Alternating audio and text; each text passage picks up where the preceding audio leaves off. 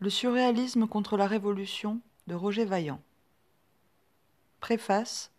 Marat contre le déroulède des tarots par Franck Delorieux.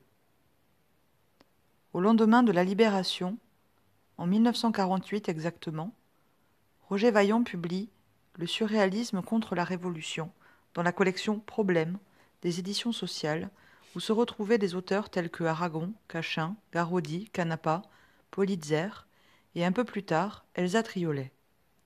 Vaillant a 40 ans. Journaliste, écrivain, il a déjà publié un roman inspiré de son expérience de la Résistance, Drôle de jeu, où il apparaît sous le nom de Marat, son pseudonyme dans la clandestinité, et qui recevra le prix interallié, des essais tels que La bataille d'Alsace, Léopold III devant la conscience belge, quelques réflexions sur la singularité d'être français, esquisse pour un portrait du vrai libertin, suivi des entretiens de Madame Merveille, et une pièce de théâtre, Héloïse et Abélard. Le surréalisme contre la Révolution est un pamphlet contre André Breton, où se mêlent des réflexions sur l'opposition entre le révolté et le bolchevique, sur le matérialisme, l'athéisme, la dérision, l'humour, mais aussi des pages autobiographiques, et surtout une prise de position politique claire et ferme de soutien au Parti communiste français. Ce pamphlet est suscité par une interview donnée par Breton au Figaro et par un tract intitulé « Rupture inaugurale », signé par le groupe surréaliste dont de larges citations sont données en exergue. Avant de parler plus précisément de Vaillant lui-même, afin d'avoir une idée du contexte dans lequel intervient ce livre, revenons un peu sur l'attitude de Breton à ce moment de l'histoire, sur son comportement pendant la guerre. Breton revenait de New York, où il s'était réfugié en 1941 avec d'autres membres du groupe surréaliste. S'il avait donné quelques émissions de radio pour soutenir les Français en exil, on ne peut pas dire qu'il avait pris des positions particulièrement courageuses, ni claires, sur l'invasion de la France par les Allemands, par les nazis, ni sur un soutien à la résistance. André Masson, dans Vagabond du surréalisme, raconte sa rupture avec l'écrivain. Ils avaient adhéré au comité France Forever. Breton pensait, en effet, qu'il était bon de montrer aux États-Unis notre position vis-à-vis des événements et notre opposition à Vichy. Plus tard, il a voulu renier son appartenance à ce comité, alors que j'y suis moi-même resté. Je cite, « Si De Gaulle était valable il y a 4 mois, il l'est encore maintenant, lui disais-je. Pour nous, il n'est plus valable, me répondit Breton. Nous avons montré que nous n'étions pas du côté de Vichy, cela suffit. » Fin de citation. Pour André Masson, cela ne suffit pas. Il commet le crime de peindre un rideau pour une cérémonie organisée un 14 juillet par ce comité. Sur ce rideau, on pouvait voir un drapeau français. Breton ne m'a fait directement aucun commentaire, mais j'ai su par ses proches qu'il était absolument furieux que je me sois laissé aller à un acte qui ressemblait à du banal patriotisme. Il se revoit une dernière fois par hasard. C'était juste avant la victoire. Il m'a serré la main et je lui ai dit « C'est une chose heureuse tout de même, cette guerre va finir. » Il m'a répondu « Pour moi c'est égal. Toutes les nations qui sont en jeu dans cette affaire me répugnent de la même façon. » Tout de même, tu ne souhaites pas la victoire des nazis, lui ai-je dit. Avec un peu de regret d'être obligé de revenir sur ce qu'il avait dit, il m'a répondu « Non. » Et c'est sur ce non que nous nous sommes quittés définitivement. Voici notre homme de retour à Paris avec la ferme intention de dicter ses oukases, de dire ce qu'il est bon d'écrire ou pas et comment l'écrire.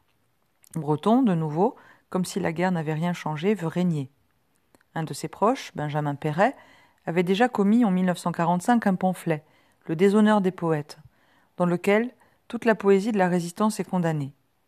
Il répondait à une anthologie publiée par les éditions de Minuit en 1943, L'honneur des poètes, qui regroupait, évidemment sous pseudonyme, des vers d'Aragon, Desnos, Tardieu, Ponge, Segers, Emmanuel ou Éluard. De Mexico, donc, cette ville où Trotsky a été assassiné, ce Trotsky qui fit tirer sur les marins de Kronstadt et que Breton avait rencontré en 1938, Benjamin Péret s'en prend à la rime et à l'alexandrin. C'est drôle parfois les combats de la modernité. C'est drôle parfois de voir comme la modernité passe à côté de son époque. Pas un de ses poèmes ne dépasse le niveau lyrique de la poésie pharmaceutique, et ce n'est pas un hasard si leurs auteurs ont cru devoir, en leur immense majorité, revenir à la rime et à l'alexandrin classique.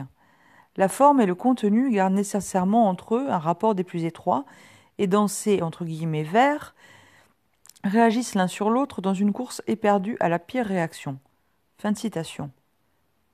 Faut-il rappeler que cette course éperdue à la pire réaction conduira Desnos à mourir dans un camp de concentration? Faut-il rappeler que ces alexandrins étaient lus, appris par cœur, récités dans les maquis où ils soutenaient le moral des combattants? Tristan Tzara, dans sa conférence Le surréalisme et l'après-guerre, s'en était déjà vivement indigné. Et comment pourrais-je m'empêcher de penser, en prononçant ici les noms de Saint-Paul Roux, de Max Jacob, de Robert Desnos, de Pierre Unique, de Benjamin Fondane, que si le surréalisme était absent de cette guerre, de ses dangers et de nos indignations, ce qui, en fin de compte, était son droit, un livre comme Le déshonneur des poètes, par son titre, est une insulte aux poètes morts du fait de l'occupation, et par son impudeur, il salit à tout jamais le semblant d'idéologie dont il s'est inspiré. Eh bien, figurez-vous que cette conférence prononcée à la Sorbonne le 17 mars 1947 n'était pas au goût de Breton et ses amis. C'est ainsi qu'ils essaieront d'empêcher Tristan Tzara, membre du Parti communiste, de la prononcer, ce qui se terminera en foire d'empoigne où volèrent d'un côté les cris de Tzara au Panthéon et de l'autre Breton au Figaro, et valut à André Breton d'être giflé par Francis Crémieux, résistant, membre du Parti communiste et journaliste, qu'il avait traité de « chien couchant du capitalisme ». À cet égard, le tract « Rupture inaugurale », sous-titré « Déclaration adoptée le 21 juin 1947 par le groupe en France pour définir son attitude préjudicielle à l'égard de toute politique partisane », est on ne peut plus clair. On trouve parmi les signataires Saran Alexandrian, Belmer, Joël Bousquet, Brauner, Breton, Matta, Arfaud, Eisler, Maurice Henry, Mabille, Parisot, Riopel, Toyen, Valberg, etc. Que veulent tous ces braves gens? Ou plutôt, que ne veulent-ils pas? Du communisme. On se souvient que Breton avait depuis longtemps pris des positions anticommunistes. Mais il n'en fut pas toujours ainsi. Si Breton avait polémiqué avec le parti en décembre 1926, dans Légitime défense, la guerre du Rif avait en effet poussé les surréalistes, qui avaient combattu durant la Première Guerre mondiale, à se rapprocher du PCF, qui défendait alors des positions pacifistes. Le 6 janvier 1927, Aragon, Breton, Éluard et Pierre Unique adhèrent au PCF. En 1930, la revue Le surréalisme au service de la Révolution succède à La Révolution surréaliste. Mais les relations avec les communistes ne sont pas simples. Comme l'écrit Jean Rista, il faut avouer que le jeune PCF ne montre guère d'enthousiasme à l'égard des surréalistes, dont il se méfie. L'ouvriérisme, voire le populisme, y règnent en maître. En septembre 1930, Aragon, Elsa Triolet et Georges Sadoul se rendent à la Conférence internationale des écrivains révolutionnaires à Kharkov, dont le but, selon les mots d'Aragon, de défendre le surréalisme, d'y faire connaître l'évolution en cours vers le Parti communiste français. Mais, à l'issue du congrès, Sadoul et Aragon se désolidarisent du second manifeste. Ils acceptent de travailler de la façon la plus efficace suivant les directives du parti. Fin de citation. Entre-temps, il y eut l'expulsion de Trotsky du RSS qui divisa les surréalistes. Puis la publication, en 1931, de Front Rouge par Aragon, son inculpation pour excitation de militaires à la désobéissance et pour provocation au meurtre dans un but de propagande anarchiste. Fin de citation. Sa défense par Breton, qui polémique alors avec l'Humanité, ce qui ne plaît pas à Aragon, qui sera alors attaqué par les surréalistes, sauf Breton, dans le pamphlet Paillasse. Puis la création de l'Association des écrivains et artistes révolutionnaires en 1932, puis l'exclusion de Breton de l'AEAR en 1933. Enfin, après de nombreuses tensions, l'interdiction faite à Breton de parler dans un congrès, la rupture est consommée en 1935, date de parution du tract « Du temps que les surréalistes avaient raison », signé par Breton, Daly, Éluard, Ernst, Maurice-Henri, Magritte, Léo Mallet, Perret, Man Ray, Tanguy, etc. L'URSS et Staline sont attaqués. Ce régime, ce chef, nous ne pouvons que leur signifier formellement notre défiance. Breton va alors se rapprocher du trotskisme. En 1947, la valse des hésitations, des rapprochements et des éloignements a donc cessé depuis longtemps. Breton et son groupe sont ouvertement hostiles et à l'URSS et au communisme. Le sens moral est sans conteste la réalité humaine que le Parti communiste foule aux pieds le plus journellement. Nous avons pu croire pendant quelques années que ce piétinement, qui dans certaines circonstances, lors des procès de Moscou par exemple, prit l'allure d'un trépignement lubrique, était le fait spécifique du comportement stalinien. Puisqu'ils ne veulent pas du communisme, du PCF, de Thorez, de Staline, de Sartre, lui aussi attaqué, que veulent-ils ? Depuis que la démarche raisonnable et rationnelle de la conscience a pris le pas sur la démarche passionnée de l'inconscient, c'est-à-dire depuis que le dernier des mythes s'est figé dans une mystification délibérée, le secret semble s'être perdu qui permettait de connaître et d'agir sans aliéner l'acquis de la connaissance. Il est l'heure de promouvoir un mythe nouveau, propre à entraîner l'homme vers l'étape ultérieure de sa destination finale. Cette entreprise est spécifiquement celle du surréalisme. Elle est son grand rendez-vous avec l'histoire. Le rêve et la révolution sont faits pour pactiser, non pour s'exclure. Rêver la révolution, ce n'est pas y renoncer, mais la faire doublement et sans réserve mentale. Déjouer l'invivable, ce n'est pas fuir la vie, mais s'y précipiter totalement et sans retour. Tout cela se terminant par un obscur « Le surréalisme est ce qui sera ». S'ils font référence à Marx, on ne peut pas dire qu'ils en aient gardé le matérialisme, historique ou dialectique. Quant à la révolution, ils ne semblent pas réellement en train de la préparer, sinon quoi qu'ils en disent dans leurs rêves. Certes, dans « Que faire ?», Lénine avait écrit « Il faut rêver », mais il n'oubliait pas les limites de cette affirmation et citait Pissarev. Le désaccord entre le rêve et la réalité n'a rien de nocif. Si toutefois l'homme qui rêve croit sérieusement à son rêve, il observe attentivement la vie, compare ses observations à ses châteaux en Espagne et, d'une façon générale, travaille en conscience à la réalisation de son rêve. Lorsqu'il y a contact entre le rêve et la vie, tout est pour le mieux. Repris dans Lénine sur l'art et la littérature.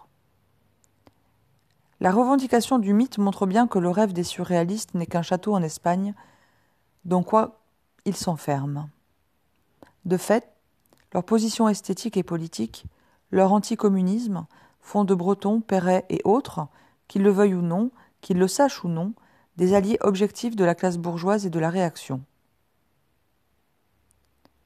Dans L'écrivain et le livre, ou La suite dans les idées, publié quelques mois plus tard dans la même collection que le pamphlet de Vaillant, Elsa Triolet ne s'y était pas trompée. Il est intéressant, sinon amusant, de constater que la romancière, que détestait personnellement Vaillant, parle dans des termes très proches de l'attitude de Breton en ces lendemains de la Libération où on ne semble pas voir que la guerre continue, alors que l'espoir d'une révolution bolchevique n'a jamais été aussi fort. Roger Vaillant racontera à la fin de sa vie, il meurt en 1965, qu'ils étaient nombreux à la Libération à penser que l'homme nouveau se réaliserait dans les 10 ans. Dans ce pamphlet très vif en faveur de la défense du livre, où les communistes ne sont d'ailleurs pas épargnés, elle fustige cet art qui a perdu son dynamisme, tout en conservant pour certains artistes sa valeur artistique, et qui est devenu, c'est normal, celui des artistes réactionnaires. Il est normal que le Figaro publie aujourd'hui André Breton, chose impensable en 1925-1930, quand le surréalisme était à l'avant-garde de l'art. C'est normal que la réaction admire ce qui ne peut plus lui faire du mal, son instinct de conservation, pour ne pas dire son sens de classe, ce qui ne serait pas de mon langage, l'incite à suivre l'art dans son retrait sur des positions privées, intérieures, celles de l'avant-guerre, et d'où la guerre l'avait tiré. Fin de citation. Vaillant intervient donc dans ce climat. Il prend parti. Il choisit son camp. Mais quel est le rapport de Vaillant aux avant-gardes, au surréalisme? Roger Vaillant est né en 1905. Il est donc beaucoup plus jeune que Breton ou Aragon, qui ont participé à la Première Guerre mondiale, l'un dans un hôpital, l'autre dans les tranchées. Il a passé son enfance et son adolescence à Reims, dans une famille petite bourgeoise pour laquelle il affichera jusqu'à sa mort un mépris parfois violent. J'ai été élevé dans la réaction, dans une famille réac, dans une époque réac. L'adolescent s'ennuie. Il s'évade avec ses amis René Daumal, Robert Gilbert Lecomte. Ils prennent de la drogue, ils écrivent, dessinent, ils s'appellent les Frères Simplistes. Ils fondent une revue, Le Grand Jeu, où Vaillant attaque le colonialisme. Nous fraternisons avec vous, cher nègre, et vous souhaitons une prochaine arrivée à Paris, et de pouvoir vous y livrer en grand à ce jeu des supplices où vous êtes si fort. Pénétrés de la forte joie d'être traître, nous vous ouvrirons toutes les portes, et tant pis si vous ne nous reconnaissez pas. Et il fait l'éloge de Rimbaud et de Monterland. Toute cette histoire est la découverte étonnée, heureuse et jalouse de la révolution surréaliste. Vaillant la raconte dans Le surréalisme contre la révolution. Mais il ne raconte pas comment il s'est séparé de ce groupe, comment il a été exclu des avant-gardes par André Breton et Louis Aragon. Chacun le sait, il faut bien vivre. La poésie ne paie pas, et la pauvreté est vice. Alors, avec l'aide de Robert Desnos, qui réécrit son premier article, Roger Vaillant travaille dans la presse. Il se présente en octobre 1930 à Pierre Lazareff, alors directeur de Paris Soir, sollicitant d'être engagé parce qu'il avait besoin de gagner de l'argent. Comme Lazareff lui demande qui il est, Vaillant répond « Je suis un surréaliste d'avant-garde du groupe Grand Jeu. J'aime Rimbaud, Stendhal et la botanique. » Les débuts de Vaillant dans le journalisme ne sont pas à son goût. Il ne pense qu'à écrire de la littérature, n'oublions pas que le journalisme était condamné par les surréalistes, et souffre de ce travail alimentaire dont malgré tout il s'acquitte parfaitement. Un peu trop parfaitement d'ailleurs.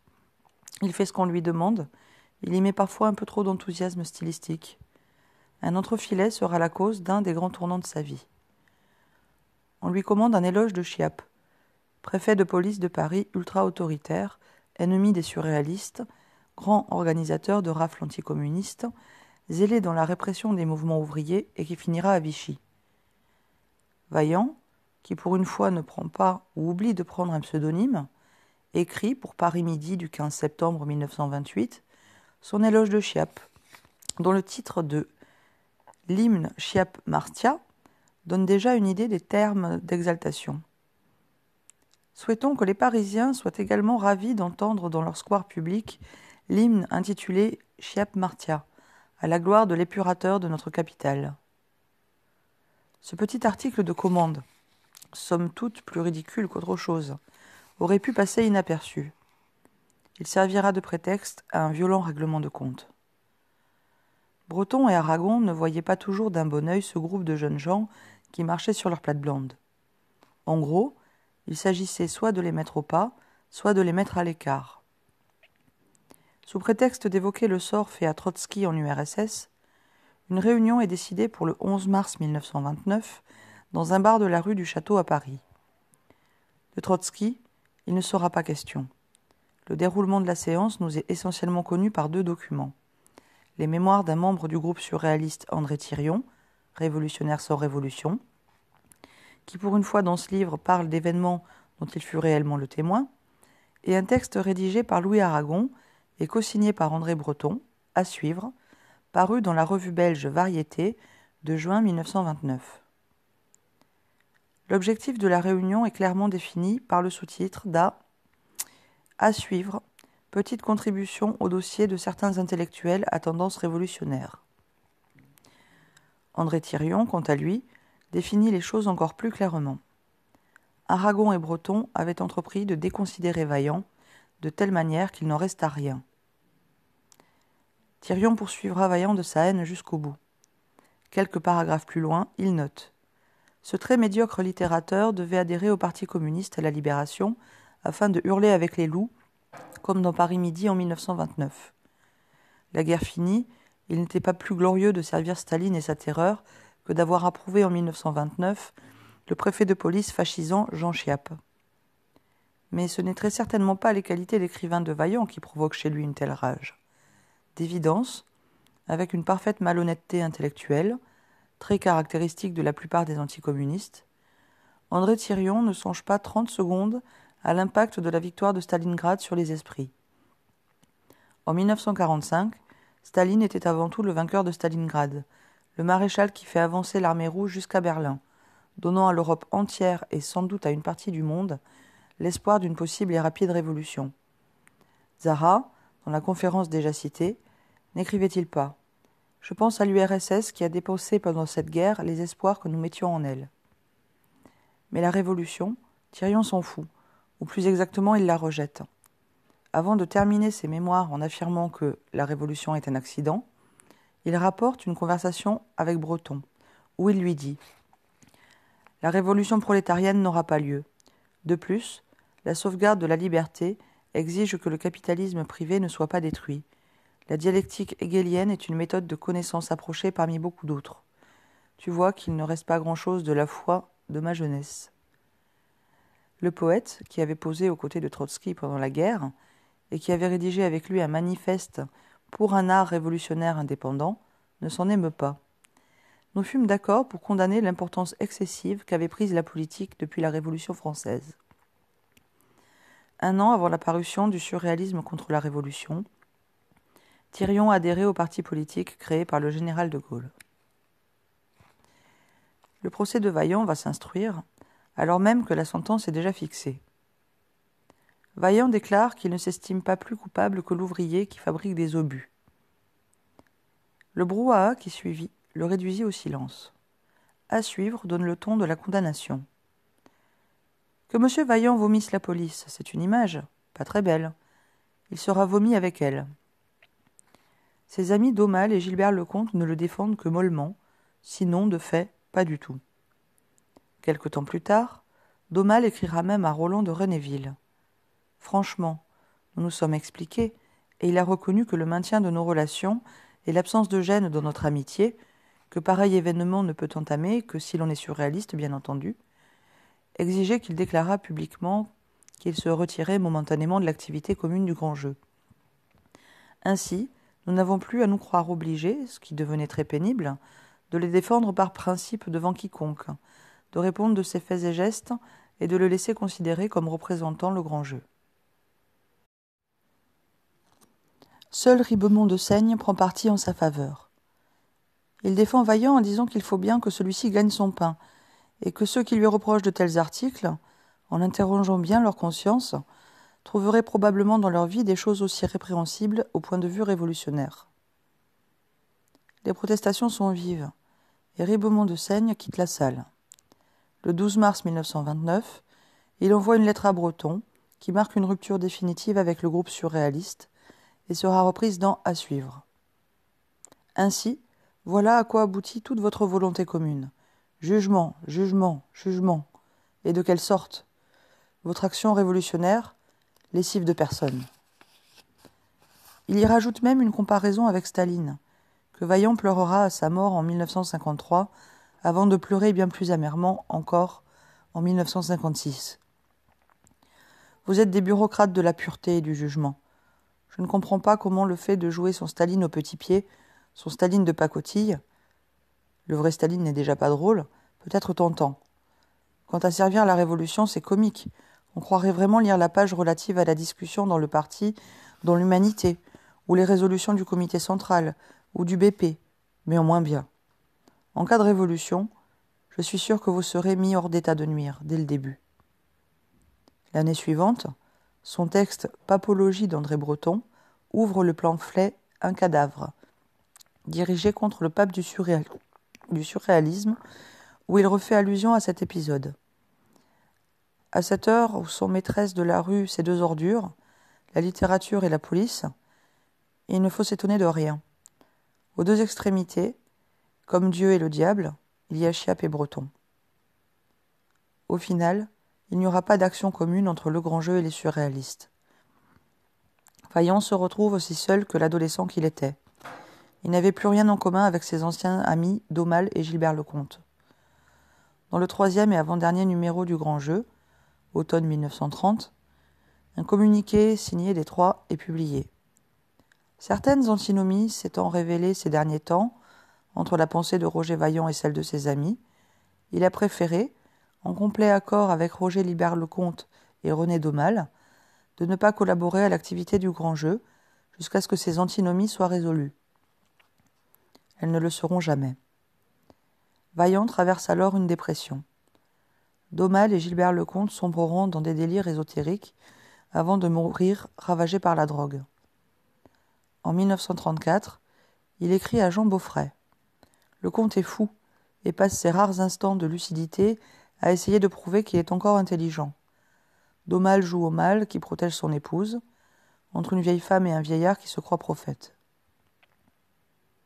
Vaillant ne les nommera par la suite presque jamais, comme, d'ailleurs et particulièrement, dans le surréalisme contre la Révolution, alors qu'il rend hommage à René Maublanc, son ancien professeur de philosophie qu'il avait initié au marxisme.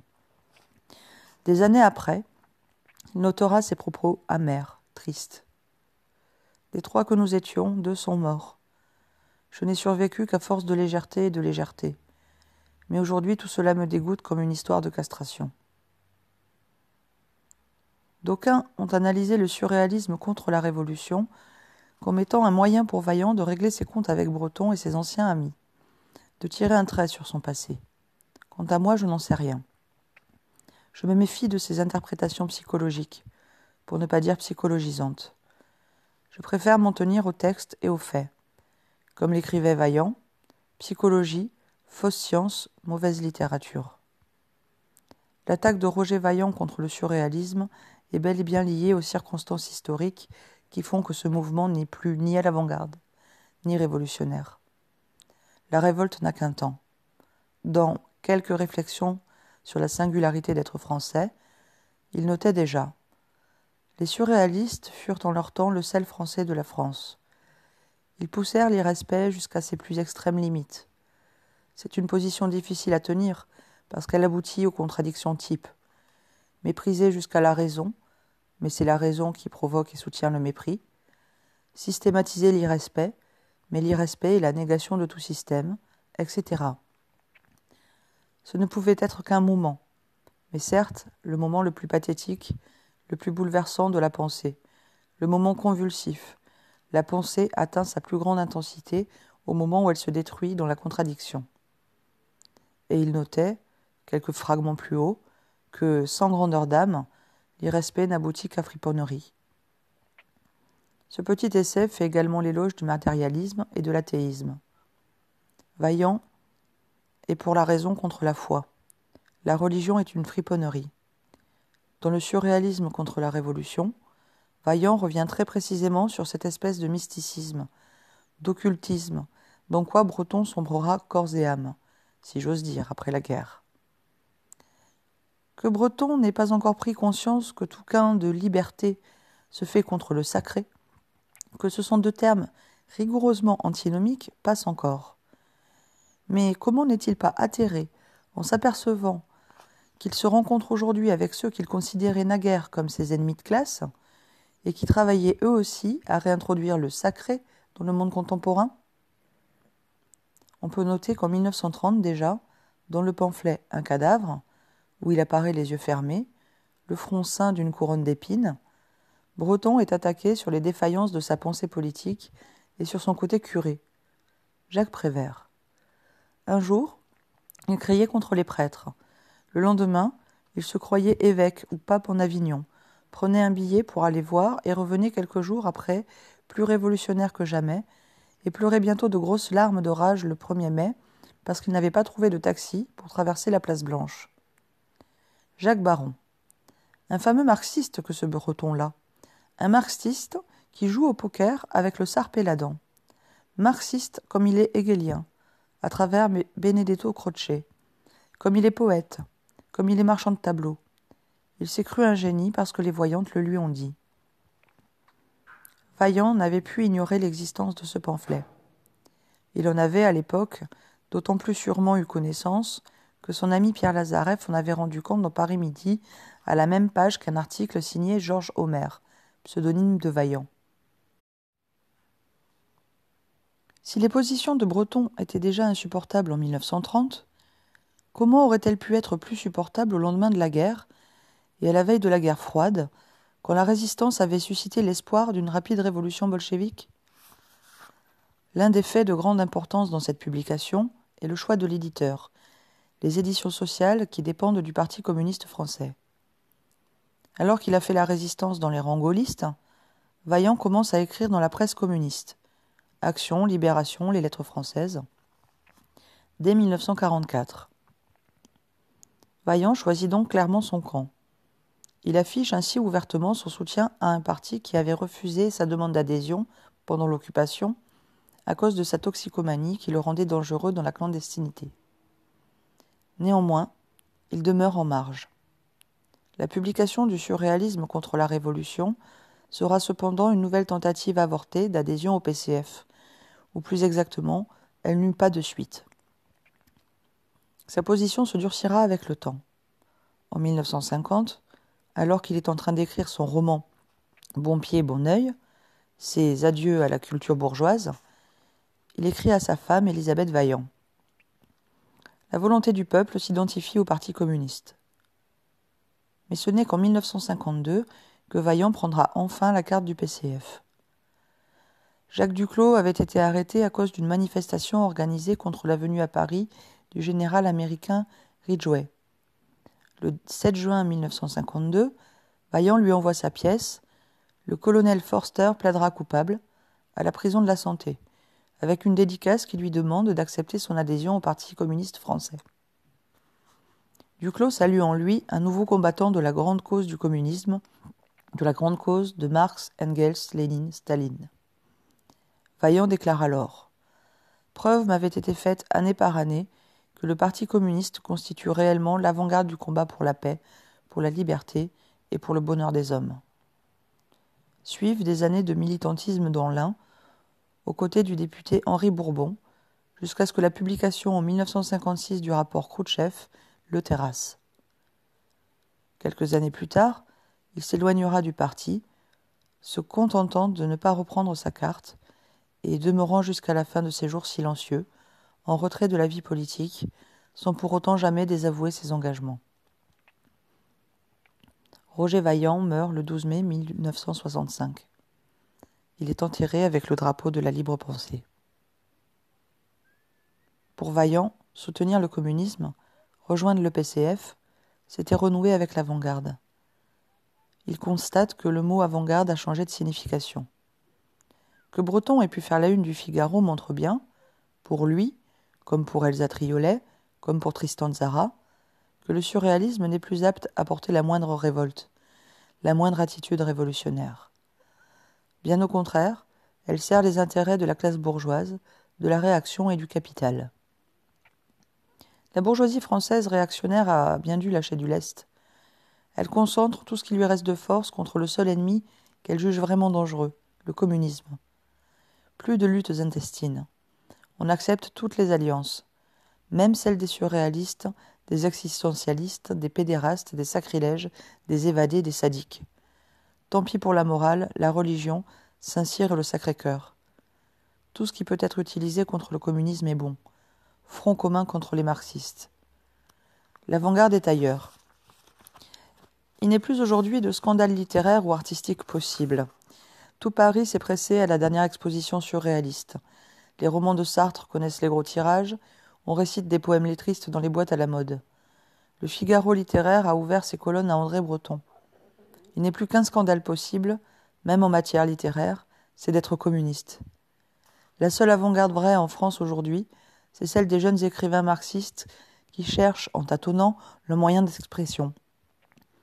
Les seules polémiques vraies sont du genre de celles qui opposa l'an dernier deux groupes de camarades progressistes au sujet du réalisme en matière de littérature et d'art. Tout le reste, avant-garde ou académisme, n'est plus que combat d'arrière-garde, d'une classe repliée sur ses ultimes défenses. Le surréalisme contre la Révolution a suscité plusieurs réactions. Celle d'André Breton d'abord. Vaillant, jamais avare de provocation, lui avait envoyé le livre avec une dédicace.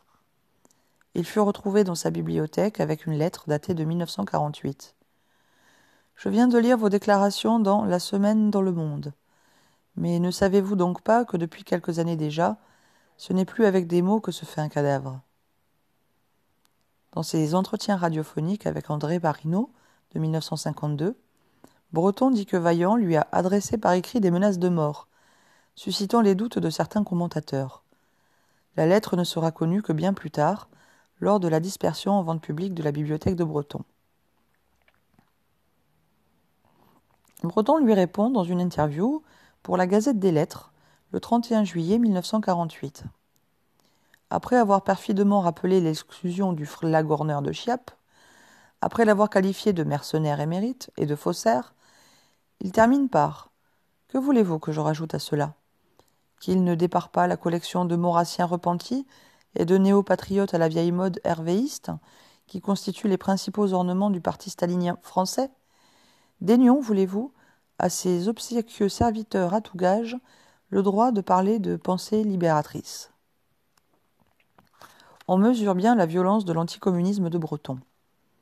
Il aura ses suiveurs tout au long du siècle, jusqu'à nos jours, dans les avant-gardes et les mouvements gauchistes. Car c'est au nom de l'avant-garde et surtout de l'anticommunisme, souvent pris simplement comme mode de pensée, comme une méthode pour tout discours sans plus de réflexion ni d'argumentation, ce qui est parfaitement illustré par la préface d'Olivier Todd à la précédente édition de ce livre, que le pamphlet de Vaillant est attaqué. Un de ses amis du grand jeu, le caricaturiste Maurice Henry, rapporte qu'il n'a pas digéré du tout, et qu'aucun de nous d'ailleurs n'a digéré, le surréalisme contre la Révolution. Se rencontrant ensuite en public, ils se sont ignorés. J'avais au fond la nostalgie du Vaillant que j'avais connu, et c'est pour ça que j'avais eu cette instinctive poignée de main en le croisant brusquement. Mais en fait, le grand jeu était mort. Nous n'avions plus rien à nous dire.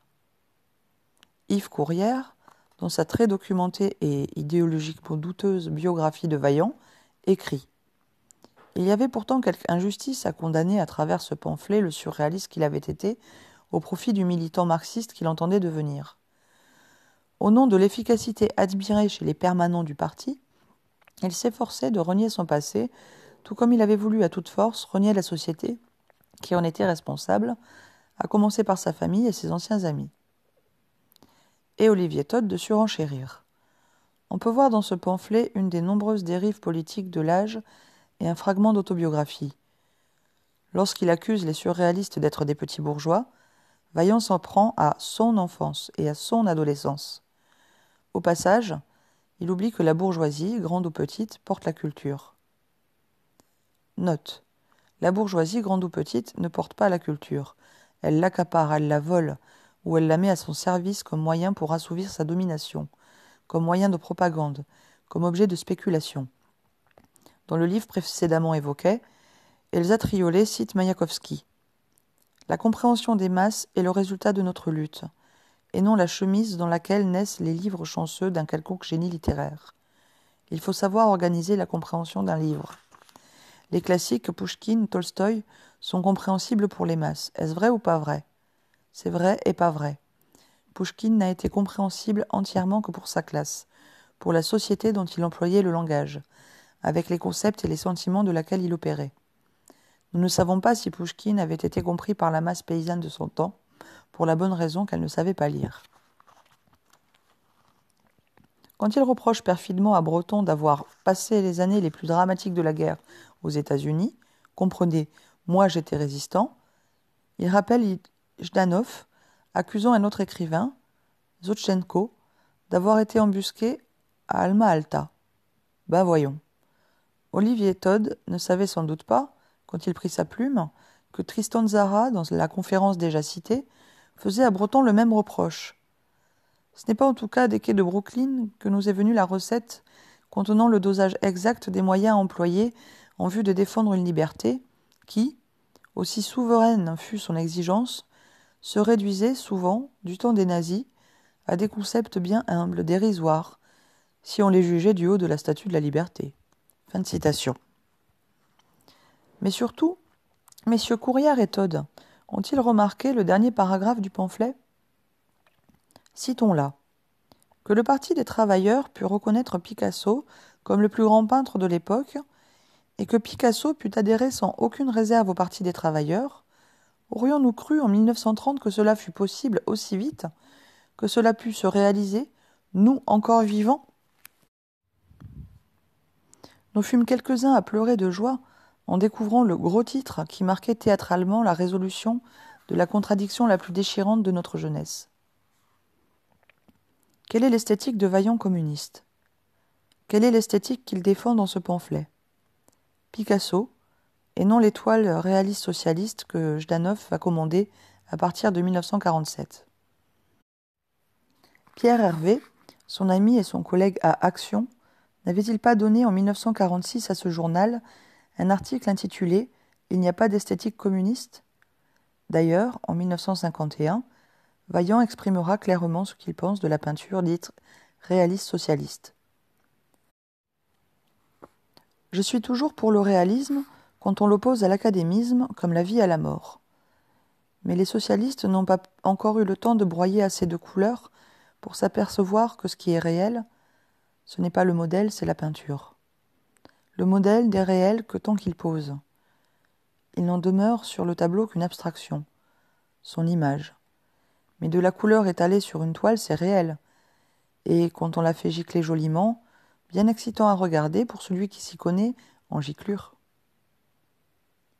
Fidèle à ce principe, Vaillant défendra l'œuvre de Pierre Soulages lorsque le journal communiste Clarté ouvrit en février 1962 son procès, et celui de l'abstraction. Vaillant a utilisé quelques principes du réalisme socialiste dans son œuvre romanesque Beau masque ou 325 000 francs, notamment la notion de héros positif. Mais le réalisme socialiste de Vaillant, c'est le sien. Il se l'approprie et le détourne à sa manière, en lui insufflant un ton, un rythme, un mouvement qui vient aussi bien de Corneille, Laclos ou Stendhal. Par euphémisme, on pourrait dire que Vaillant n'appréciait pas beaucoup Aragon. Pourtant, ce paragraphe fait écho au pari que l'auteur de Front Rouge, ce magnifique poème de facture futuriste à la gloire de l'URSS, avait lancé à Breton avant qu'il ne se fâche. Aragon avait parié que le Parti communiste serait un jour celui de Rimbaud et de Lautréamont. Breton n'y croyait pas. Pour prouver qu'il avait gagné, il offrit à la fin de sa vie la Joconde de Duchamp, cette Mona Lisa à moustache sous-titrée LHOOQ, au Parti communiste français. L'Humanité publia en une la photographie d'Aragon et de Georges Marchais tenant l'œuvre. Comme Aragon, Vaillant ne s'était pas trompé. Le PCF était, eh bien, le parti de l'avant-garde et de la poésie. Quelle lecture peut-on faire aujourd'hui du surréalisme contre la Révolution ? Pour ceux qui, comme moi, tiennent André Breton pour un être détestable et un écrivain de seconde catégorie, à l'incipit d'Arcane 17 et la suite, ces phrases souples comme un faux col amidonné, ces phrases qui ne respirent pas, ces phrases comme dans Nadja ou le manifeste du surréalisme déjà, sentent le labeur, la sueur. N'est-il pas triste de voir cet homme qui a exclu tant d'écrivains terminer en déroulette des tarots ? Le surréalisme contre la Révolution est un document qui apporte pas mal d'eau au moulin. Espérons qu'il contribuera à ouvrir les yeux des autres. Pour ceux qui, comme moi, apprécient l'œuvre de Roger Vaillant, ils y trouveront des pages importantes pour la compréhension de son parcours, esthétique, personnel, politique. Mais au-delà de ces considérations, il offre une réflexion sur un débat qui n'est pas clos, fût-ce de manière souterraine, insidieuse, larvée. Quelle écriture pour quelle politique ? Quelle politique pour quelle écriture ? Qu'en est-il du rapport entre matérialisme et acte d'écrire, entre matérialisme et littérature ? Le surréalisme contre la Révolution n'est pas un simple document pour l'histoire littéraire. Il peut également servir de grille pour analyser la production littéraire d'aujourd'hui. Les héritiers d'André Breton, curé gauchiste, apologiste de la femme idéalisée, contre les héritiers de Roger Vaillant, communiste athée, libertin ayant choisi son camp, celui de la liberté, du bonheur et du plaisir.